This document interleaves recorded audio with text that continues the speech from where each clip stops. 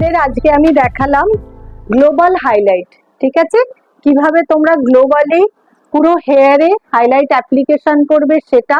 তার সঙ্গে তোমাদেরকে আমি দেখিয়েছি একটা ডায়মন্ড সেকশন, এখানে মিডিলে কিভাবে একটা ডায়মন্ড সেকশন বার করবে সেটা, প্লাস এখানে একটা মানি পিস সেকশন।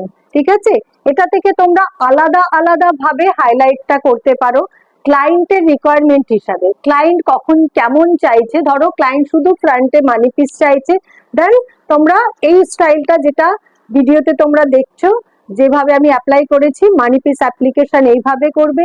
যদি কেউ শুধুমাত্র ক্রাউন এরিয়াতে হাইলাইট চায় তখন তোমরা এইভাবে একটা ডায়মন্ড সেকশন নিয়ে, যেটা ডায়মন্ড সেকশনে দেখিয়েছি, ডায়মন্ড সেকশনে তোমরা অ্যাপ্লাই করে ক্রাউন এরিয়াটা কভার করতে পারো।